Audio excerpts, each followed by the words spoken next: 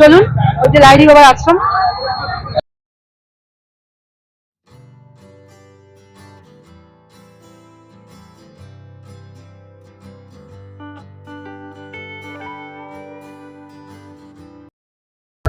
দেখুন চারিদিকে ফুলের বাগান রয়েছে, খুব সুন্দরভাবে সাজানো এই আশ্রমটা।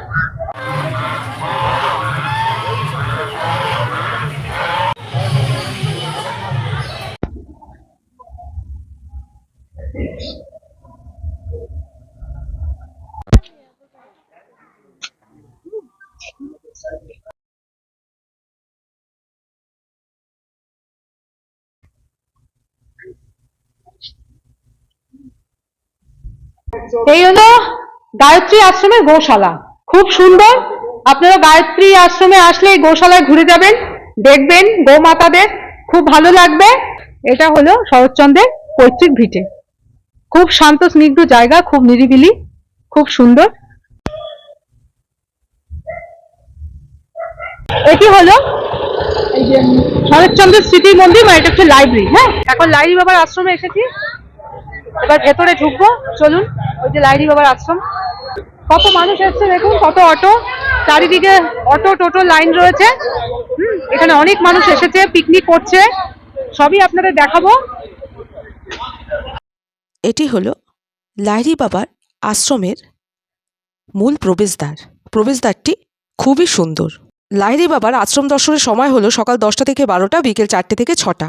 এখানে লাহিড়ী বাবার আশ্রম সংক্রান্ত কিছু নিয়মাবলী রয়েছে, আপনারা একটু দেখে নেবেন। এবার চলুন লাহিড়ী বাবার আশ্রমে প্রবেশ করি। গেটের সামনে দেখতে পারবেন এই যে এরকম হাতির মূর্তি রয়েছে, এখানে একটা রয়েছে, দুপাশে দুটো দেখাচ্ছি আপনার। লাহিড়ী বাবার আশ্রমে ঢুকেই গাছ দিয়ে তৈরি করা হয়েছে এরকম একটি গেট, আর দুপাশে রয়েছে দুটো হাতির মূর্তি। চলুন এইবার আশ্রমের ভেতরের দিকে এগিয়ে যাই। দেখুন আশ্রমটি কত সুন্দর। দেখুন চারিদিকে ফুলের বাগান রয়েছে, খুব সুন্দরভাবে সাজানো এই আশ্রমটা, খুব সুন্দর। দেখুন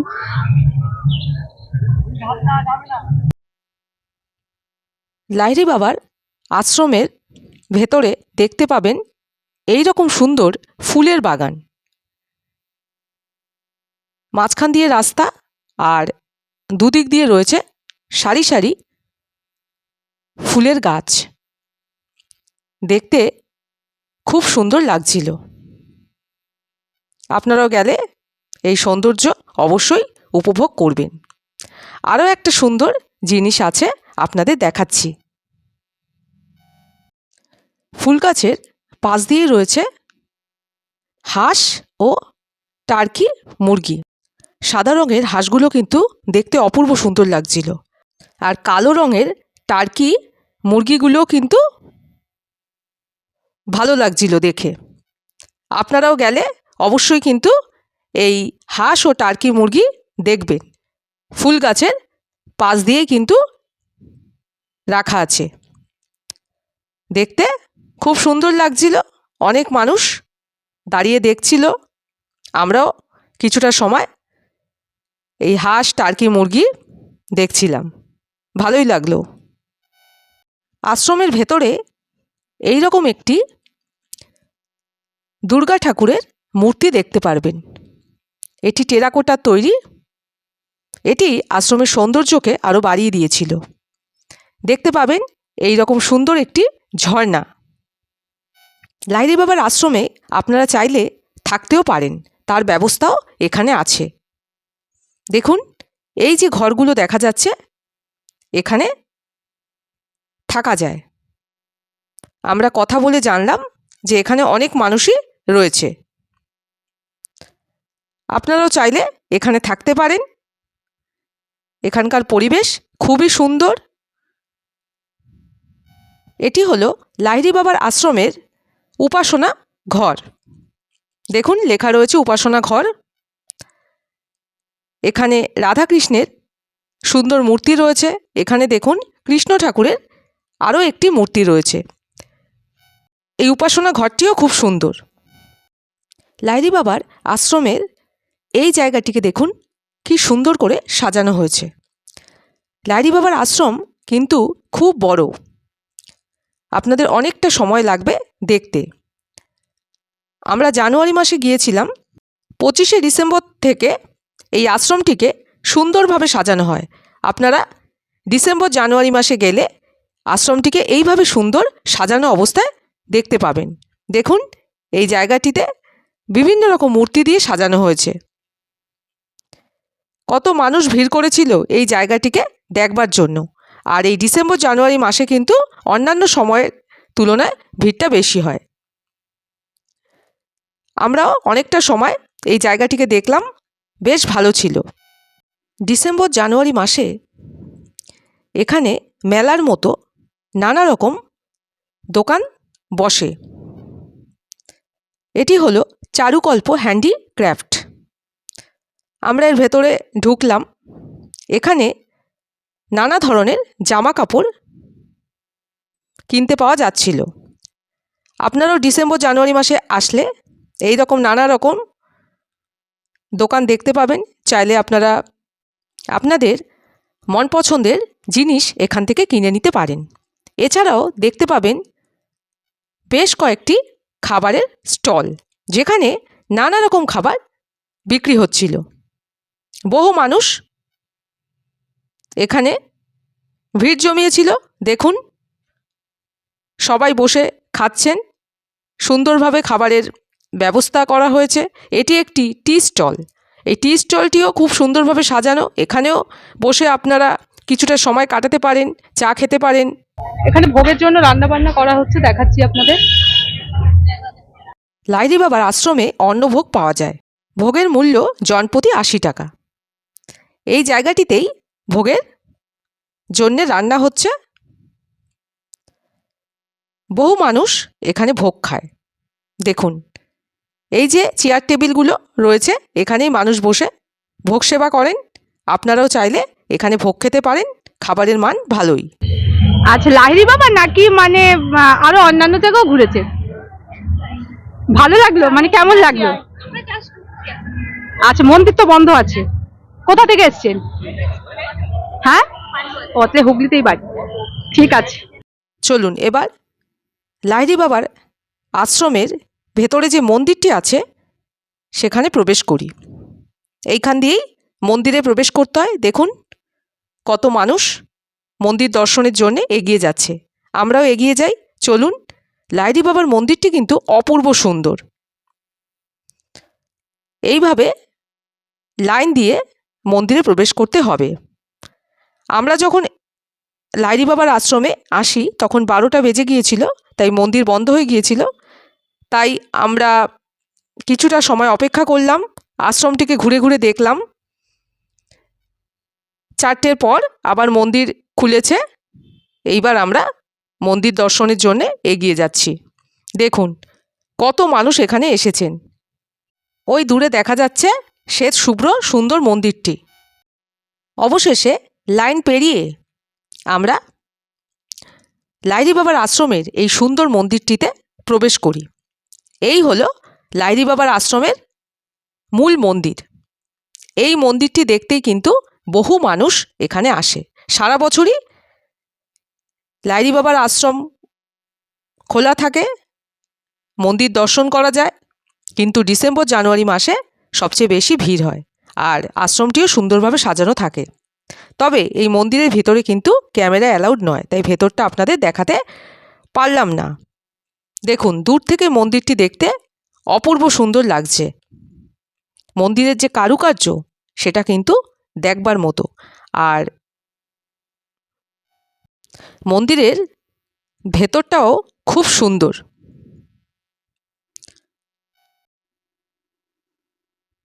দেখুন, কত ভক্ত সমাগম হয়েছে। আপনারাও অবশ্যই লাহিড়ী বাবার আশ্রমে আসবেন। লাহিড়ী বাবার আশ্রমের এই সুন্দর মন্দিরটিকে দর্শন করবেন, দেখবেন খুব ভালো লাগবে। আমি যতটা সম্ভব ক্যামেরাবন্দি করলাম মন্দিরটিকে, আপনাদের দেখাবার চেষ্টা করলাম, কিন্তু নিজে না দেখলে আপনারা বুঝতে পারবেন না। দেখুন, মন্দিরের চূড়াটিও অপূর্ব সুন্দর। লাহিড়ী বাবার আশ্রমের এই সুন্দর মন্দিরটিতে প্রবেশের কিছু নিয়মাবলী রয়েছে। এই মন্দিরে প্রবেশ করতে গেলে ছেলেদের এবং মেয়েদের মাথায় রুমাল জাতীয় কিছু দিয়ে মাথা ঢেকে যেতে হবে। লাহিড়ী বাবার মন্দিরের পাশে আরও একটি সাদা রঙেরই সুন্দর মন্দির রয়েছে। এই মন্দিরটিতে কালী ঠাকুরের, কৃষ্ণ ঠাকুরের মূর্তি রয়েছে। চাইলে আপনারা এই মন্দিরটিও দেখে নিতে পারেন। আর পাশেই রয়েছে ওং মন্দির। এই মন্দিরটিও কিন্তু খুব সুন্দর। মন্দিরের সামনে এই রকম ধূপকাঠি জ্বালাবার ব্যবস্থা আছে, আপনারা চাইলে জ্বালাতে পারেন। আমরা লাহিড়ী বাবার আশ্রমের এই মন্দিরটি দর্শন করে বেরোলাম। মন্দিরের ভেতর কিন্তু অপূর্ব সুন্দর।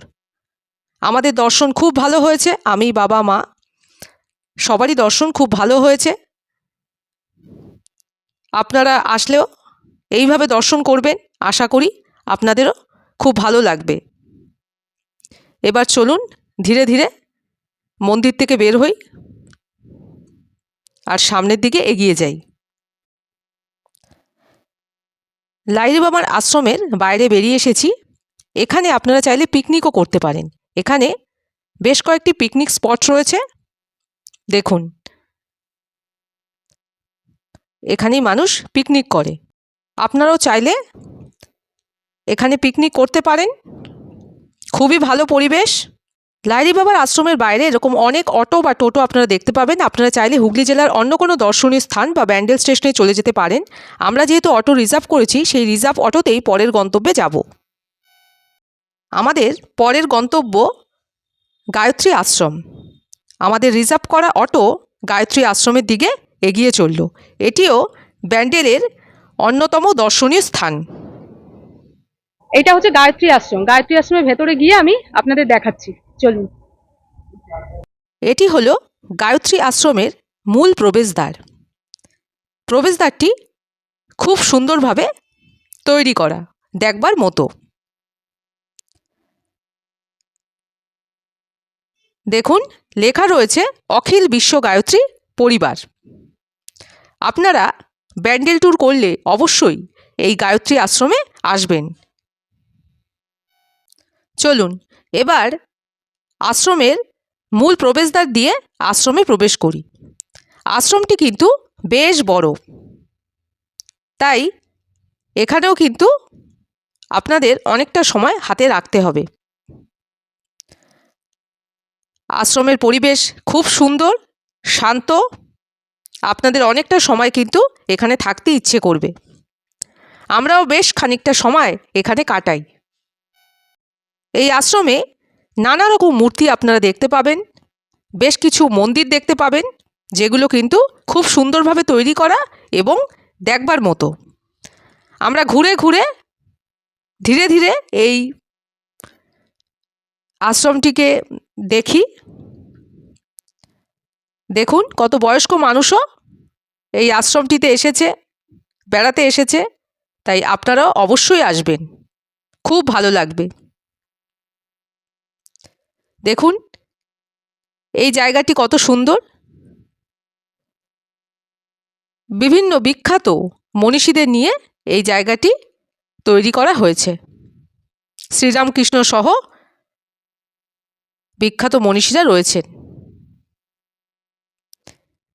এখানে একটি মন্দির রয়েছে। এই রকম বেশ কয়েকটি মন্দিরই আপনারা এই আশ্রমে দেখতে পাবেন। এই মন্দিরটি এখন বন্ধ রয়েছে। এরই পাশে আরও একটি মন্দির আছে। এটা শিব ঠাকুরের মন্দির।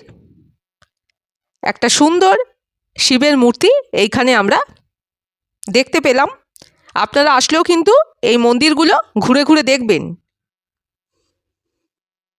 দেখুন শিবের মূর্তিটি কত সুন্দর। এই হলো গায়ত্রী আশ্রমের গোশালা, খুব সুন্দর। আপনারা গায়ত্রী আশ্রমে আসলে এই গোশালায় ঘুরে যাবেন, দেখবেন গোমাতাদের, খুব ভালো লাগবে। এবার চলুন গোশালা এবং গোমাতাদের আপনাদের একটু দেখাই। গোশালাটি বেশ বড়। এখানে বেশ কিছু গোমাতা রাখা রয়েছে। আমাদের কিন্তু গোশালা এবং গোমাতা দেখতে খুব ভালো লাগে।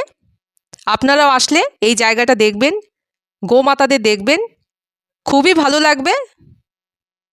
বহু মানুষই এখানে এসে দেখছিলেন। দেখুন কত সুন্দর লাগছে দেখতে। এই গোশালা আশ্রমের ভেতরেই কিন্তু রয়েছে। যেহেতু আশ্রমটি অনেক বড়, তাই আপনারা কিন্তু আশ্রমটি ঘুরে দেখবেন। এই ছিল গায়ত্রী আশ্রমের গোশালা এবং গোমাতা। কেমন লাগছে এসে? এসে খুব ভালো লাগছে, খুব সুন্দর জায়গা। আর গোশালা তো হেভি ভালো। আচ্ছা আচ্ছা। হ্যাঁ, গৌমাতাদের দেখা হলো, দর্শন হলো। এই পুরো ব্যান্ডেল ট্যুরটাই করছেন, সব জায়গায় ঘুরছেন? ইয়েতে ঘুরবো, ব্যান্ডেল চার্জে যাব, আর সব যত জায়গা আছে ওখানে সব কটা জায়গায় দেখা হয়ে গেছে। এখন লাস্টে ব্যান্ডেল চার্জে যাব। হয়ে গেছে সব? হ্যাঁ হ্যাঁ, ঠিক ওখান আছে, দিয়ে বাড়ি যাব। বাড়ি। গায়ত্রী আশ্রমে মেডিটেশন সেন্টারও রয়েছে, সেটিও আমরা ঘুরে দেখি। আপনারাও দেখবেন ঘুরে ঘুরে সব কিছু। আশ্রমটিতে নানা রকম গাছ রয়েছে, গাছ দিয়ে সাজানো রয়েছে। দেখুন কত মানুষ আসছেন। এটাই গায়ত্রী আশ্রম। এবার আমরা পরের গন্তব্যে বেরিয়ে যাব, চলুন। আমাদের পরের গন্তব্য দেবানন্দপুরে কথাশিল্পী শরৎচন্দ্র চট্টোপাধ্যায়ের পৈতৃক ভিটে। এখন শরৎচন্দ্রের জন্মভিটিতে পৌঁছেছি, এর ভেতরটা ঢুকবো, চলুন দেখি। এই যে এটা শরৎচন্দ্রের জন্মভিটের মূল প্রবেশপথ হলো এটি। এটি হুগলি জেলার দেবানন্দপুরে অবস্থিত। এটি শরৎচন্দ্রের বাড়ি। ঢুকেই আপনারা দেখতে পারবেন কথাশিল্পী শরৎচন্দ্রের শ্বেত শুভ্র সুন্দর একটি মূর্তি, যা দেখে আপনাদের ভালো লাগবে। আমরা অনেকটা সময় ধরে মূর্তিটি দেখলাম। মূর্তিটি খুব সুন্দরভাবে তৈরি করা হয়েছে। আপনারাও কথাশিল্পী শরৎচন্দ্র চট্টোপাধ্যায়ের এই মূর্তিটি এখানে আসলে অবশ্যই দেখবেন। এটা হলো শরৎচন্দ্রের পৈতৃক ভিটে। খুব শান্ত স্নিগ্ধ জায়গা, খুব নিরিবিলি, খুব সুন্দর, গাছগাছালিতে ভর্তি জায়গাটা, খুব সুন্দর। এটি হলো শরৎচন্দ্র চট্টোপাধ্যায়ের পৈতৃক ভিটে। দেখুন লেখা রয়েছে। এখানের একটি ঘর খোলা ছিল, সেই ঘরটিকে বাইরে থেকে আপনাদের দেখালাম। ঘরের ভেতরে আলপনা দেয়া রয়েছে। এটি শরৎচন্দ্রের বাড়ির পেছনের দিক। প্রত্যেকটি ঘরই কিন্তু বন্ধ রয়েছে। পেছন দিকটাও খুব সুন্দর, শান্ত পরিবেশ, পাখির কলতান শোনা যাচ্ছে। নানা রকম গাছ এখানে লাগানো রয়েছে। আপনাদের এখানে খুব ভালো লাগবে, কিছুটা সময় কাটাতে ইচ্ছে করবে। আমরা কিন্তু বেশ কিছু সময় এখানে ছিলাম। শরৎচন্দ্রের এই পৈতৃক ভিটে খুব সুন্দরভাবে ঘুরে দেখি। চলুন এবার সামনের দিকে এগিয়ে যাই। দেখুন বাড়িটা কিন্তু অনেকটাই বড়। আপনারা আসলে পুরো ঘুরে দেখবেন। আমরাও দেখেছি আর আপনাদেরও দেখাবার চেষ্টা করছি শরৎচন্দ্রের পৈতৃক ভিটে। এটি হলো বৈঠকখানা গৃহ। এটিও বাড়ির মধ্যেই অবস্থিত। এটিও বন্ধ, এখানেও প্রবেশ করা যাবে না। দেখুন লেখা আছে বৈঠকখানা গৃহ। এটিও আপনারা আসলে দেখে নিতে পারেন।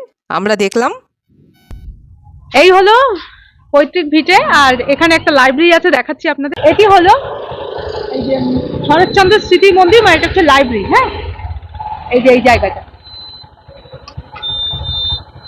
দেখুন লেখা রয়েছে শরৎচন্দ্র স্মৃতি পাঠাগার। এটি কথাশিল্পী শরৎচন্দ্রের লাইব্রেরি। আপনারা আসলে অবশ্যই এই জায়গাটিতে আসবেন। এটি লাইব্রেরির মূল প্রবেশদ্বার। শরৎচন্দ্র স্মৃতি মন্দির লেখা রয়েছে। এটি শরৎচন্দ্রের পৈতৃক ভিটের পাশেই অবস্থিত, কিন্তু এর ভেতরেও প্রবেশ নিষেধ, তাই আমরাও প্রবেশ করতে পারিনি। তবে দূর থেকে আপনাদের দেখাবার চেষ্টা করলাম। লাইব্রেরিটি বাইরে থেকে আমাদের খুব ভালো লাগছিল দেখে।